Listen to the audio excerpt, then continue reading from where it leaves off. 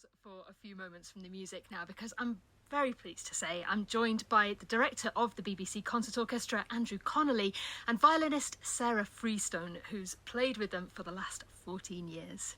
Sarah, we've already heard this afternoon something of the enormous range of repertoire and styles the orchestra engages with.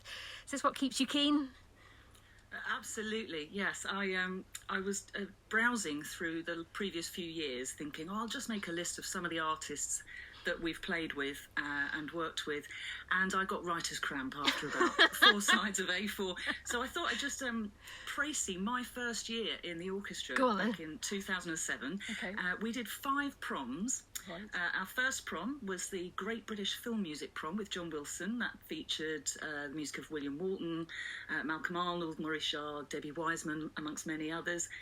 Our next prom was Cleo Lane and Johnny Dankworth's 80th birthday prom. I don't know what it is about 80th birthdays, but we seem to be invited to quite a few because we did the Sondheim 80th birthday prom a few years later. Yeah. And that featured the BBC Big Band with us and also Guy Barker. Right. Lovely.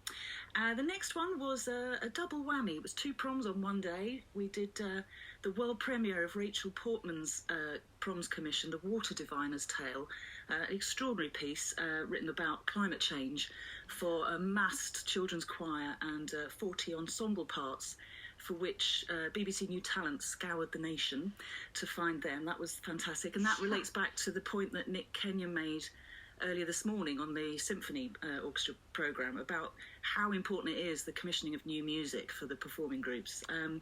So after we finished Rachel's premiere, we had a few minutes to grab a sandwich, and then we were back on air with the Evening with Michael Ball prom.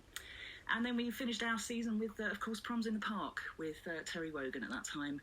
And the artists we played with there are just, huge, from Kylie and Barry Manilow, Earth, Wind and Fire. And then the rest of the year, because that was just the proms. Well, exactly. It's with Electric Proms we did that year with Mark Ronson and Kasabian. These are just the highlights. It was our first outing with Bill Bailey, the wonderful Bill Bailey, in collaboration with Anne Dudley, another one of our previous composers in residence. So that completes, you know what, Sarah? It completes that. I'm going to have to stop you, because it's on, and it's exactly right. And I can see what keeps you keen. Yes, it keeps us busy. And I haven't even mentioned Friday night is music night, or Radio 3. Well, there we go. Yeah. Andrew, can I come to you now and just ask a little about how the orchestra's evolved over the years? You must have seen so many changes.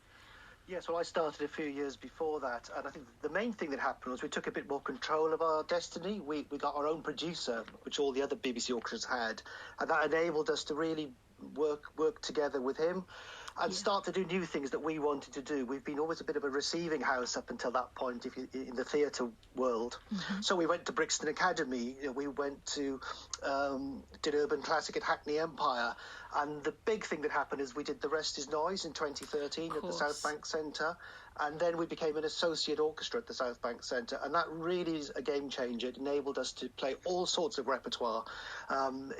We did Hindemith's Mathis de Mahler Symphony, which in itself was fairly extraordinary, but The Guardian said the audience of mostly 20 and 30-somethings stayed to the end and cheered for Hindemith's. And that for me is what we're there to do. Bring some music in, get people in who might not otherwise go, and get them enjoying it and want to come back. Yeah, I mean, versatility is key here. But Sarah, you're heavily involved in the orchestra's learning and outreach work. Can you tell us just a little about that? Yes, absolutely. It's obviously BBC-wide learning's been hugely important forever, and I think the nation's become more aware of it in lockdown, possibly with things like Bite Size and the Open University coming to the fore. But as far as the performing groups go, there always has been a lot of engagement with the curriculum support for music teachers, and of course our 10 Pieces initiative, providing resources and an performance opportunity for people to create their own responses.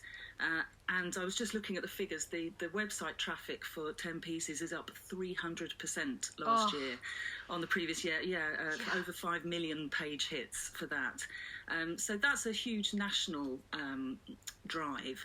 But individually, the concert orchestra, it's one of the few opportunities. Obviously, we're hugely missing our audiences at the moment, but it's a real opportunity to really connect with our audiences and engage them through participation in understanding, to dig in a little bit into the music, Yes. which enhances the listening experience. And we've done so many phenomenal projects. We had quite a long-standing relationship with a charity called Singing for the Brain, who work with the Alzheimer's Society, supporting them. Of course, we've got the ongoing project with BBC Young Composers Competition, Yes. which is a wonderful opportunity for young people to have mentoring and advice, and to have their pieces performed by us at the proms. Exactly. I mean, and that's how it comes full circle. You know, performances, outreach, engagement. It's real world stuff. Andrew, can I just now move us on to the next piece that we're going to hear? Kuljit Bamra's Ragamela. It was a concert at London's Royal Festival Hall in May 2009. Can you just briefly remind us what it was all about? Well, firstly, it's about a lot of people, 500 performers, which seems absolutely incredible as we sit here at the moment.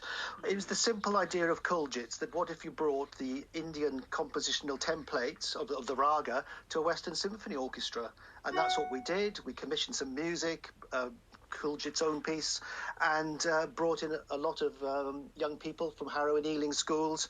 It was a very long concert, which I think was probably in the tradition as well. But I'm really looking forward to hearing this piece again. And you mentioned schools. Sarah, just briefly, there was also a learning project around the concert. It was a wonderful project led by Fraser Trainer, who's a fantastic creative practitioner, and a musician called Kartik Raganathan, who's a fabulous violinist and singer, and also Kuljit helped mentor the project. And we created a new piece of music over several days of workshops, completely brand new, that incorporated traditional Indian classical styles, and we learnt a huge amount, and the piece itself was hugely well received. It was absolutely fantastic. The whole performance was a really terrific event.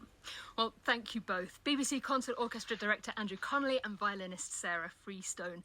We're going to hear Ragamela now. It was repeated in a 2013 Bollywood to Hollywood film music concert, and that's the